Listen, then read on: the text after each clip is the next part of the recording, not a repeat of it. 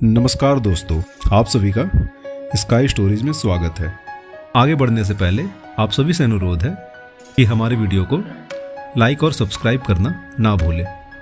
जैसा कि हम सब ने जीवन में कई कहानियाँ सुनी या पढ़ी होंगी, इनमें से कुछ कहानियाँ ऐसी होती हैं जो हमारे मन पर गहरी छाप छोड़ जाती हैं। आज मैं आपके समक्ष ऐसी ही एक मोटिवेशनल कहानी लाया हूँ जो आपको मोटिवेट तो करेगी, साथ ही साथ आपको अपने आप को इम्प्रूव करने का रास्ता भी बताएगी। बस आपसे अनुरोध है, इस कहानी को पूरा सुने।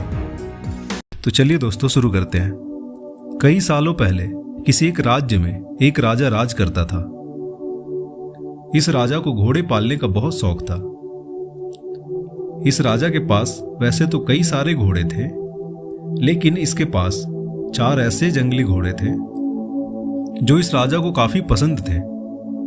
राजा ने इन घोड़ों को ट्रेन करने के लिए कई ट्रेनरों को बुलाया, मगर कोई भी इन घोड़ों को अच्छे से ट्रेन नहीं कर पाया।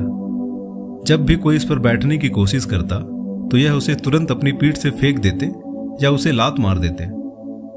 राजा को घोड़े बहुत प्यारे थे, इसलिए ट्रेनरों को सख्त हिदायत थी कि इन पर कोई जोर जबरदस्ती ना की जाए, यानी कि इन्हें मारा पीटा ना जाए।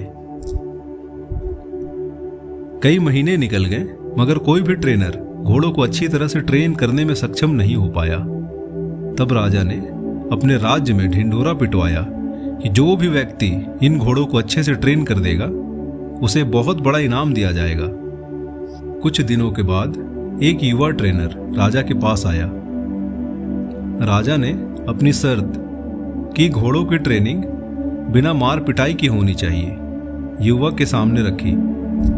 युवा ने राजा की शर्त मान ली और अपनी तरफ से भी राजा के सामने 2 शर्त रख दी। युवा ट्रेनर बोला, मैं आपकी हर शर्त मानने के लिए तैयार हूँ, मगर मेरी भी 2 शर्तें हैं। जो आप मानो तभी मैं आपके घोड़ों को ट्रेन कर पाऊंगा।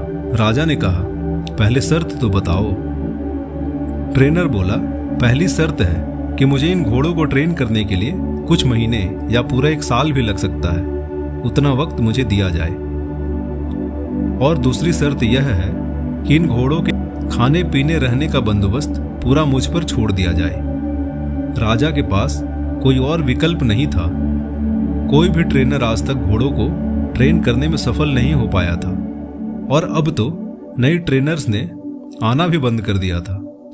राजा ने युवा ट्रेनर की सारी शर्त मान ली और घोड़े उन्हें सौंप दिए। युवा ट्रेनर अगले दिन से ही एक बड़े से बाड़े में इन घोड़ों को लेकर गया और वहां सबको खुला छोड़ दिया। ट्रेनर बाड़े के किनारे किनारे पर दौड़ने लगा। फिर दौड़ते दौड़ते थकने के बाद यह युवा ट्रेनर वहीं बाड़े में लेट गया। वहां से उठने के बाद उसने खुद ही घोड़ों को चारा खिलाया और पानी पिलाया। इन सब प्रक्रिया के दौरान उसने घोड़ों को बांधा नहीं था। अगले दिन भी ट्रेनर ने वही सारा काम दोहराया जो उसने पहले दिन किया था। यह काम उसका नित्य क्रम बन गया था। वह घोड़ों को बाड़े में खुला छोड़ देता, उन्हें घास चारा खिलाता और बाड़े के किनारे किनारे दौड़ता रहता। धीरे धीरे चारों घोड़े भी उस ट्रेनर के पीछे पीछे दौड़ना शुरू कर दिए। घोड़ों को लगने लगा कि ट्रेनर उनका दोस्त है और उनसे प्यार करता है। सारे घोड़े ट्रेनर के साथ बहुत ही सहज महसूस करने लगे। कुछ महीने बीतने के बाद एक दिन राजा अपने घोड़ों की खबर लेने के लिए और यह देखने के लिए कि ट्रेनिंग कैसी चल रही है बाड़े में आया। राजा ये देखकर खुश हो गया कि सारे घोड़े ट्रेनर के पीछे पीछे दौड़ रहे थे। राजा को अब यह यकीन हो गया कि यह ट्रेनर ही उसके सारे घोड़ों को ट्रेन कर सकता है। राजा खुशी खुशी वहां से चला गया। देखते ही देखते 1 साल बीत गया। तब जाकर युवा ट्रेनर ने राजा को संदेशा भिजवाया कि घोड़े की ट्रेनिंग पूरी हो चुकी है, तो राजा एक बार आ करके देख ले। राजा की हाजिरी में युवा ट्रेनर ने एक के बाद एक सभी घोड़ों की सवारी की और उन्हें मनचाही जगह पर ले जाकर दिखाया।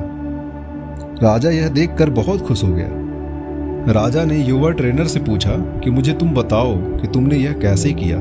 युवा ट्रेनर ने राजा को सारी बात समझाते हुए कहा, मैंने सबसे पहले इन घोड़ों को अपनापन महसूस कराया, इनके साथ रहकर। फिर मैंने इनको आज़ाद करके यह जताया कि मैं इनका दोस्त हूँ और मैं इनसे प्यार करता हूँ। फिर मैंने इनको खाना और पानी देकर उनके और करीब जाने की कोशिश की और इनके साथ खेलकर इन्हें सिखाने की कोशिश की। इस तरह धीरे धीरे यह मुझे अपने करीब आने देने लगे। धीरे धीरे ये मुझे अपनी पीठ पर बैठने देने लगे और फिर एक दिन ऐसा आया जब मुझे यह पीठ पर बैठाकर दौड़ने लगे। राजा ने युवा ट्रेनर की समझदारी की प्रशंसा की, उसे वादे के अनुसार लाखों सोने की मोहरें दी और साथ में हमेशा के लिए इन चारों घोड़ों की देखभाल करने की नौकरी भी दी। तो दोस्तों, अगर मनुष्य के जीवन के साथ इन 4 घोड़ों की तुलना की जाए तो यह 4 घोड़े होंगे चिंता, गुस्सा, घमंड और लालच। और मनुष्य की बुद्धि को हम युवा ट्रेनर की तरह देख सकते हैं। जिस तरह से युवा ट्रेनर ने समय लेकर और समझदारी से धीरे धीरे चारों बदमाश घोड़ों पर काबू पा लिया, उसी तरह कोई भी मनुष्य अपने जीवन के सबसे बदमाश घोड़े यानी कि चिंता, क्रोध, घमंड और लालच पर काबू पा सकता है। पहला अप्रशिक्षित घोड़ा जो कि चिंता है।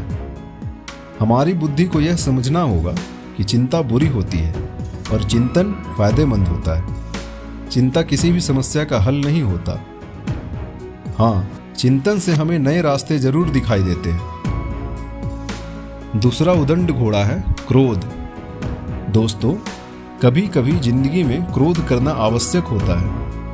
कभी कभी ऐसी परिस्थिति आती है जब आपका हक कोई मार रहा हो या बेवजह आप पर जुल्म कर रहा हो, तब क्रोध करना कोई बुरी बात नहीं है। मगर क्रोध कब करना है, कैसे करना है, कितना करना है, किस पर करना है, इन सब की लगाम अपने हाथों में रखना बहुत जरूरी है। तीसरा उदंड घोड़ा है लालच।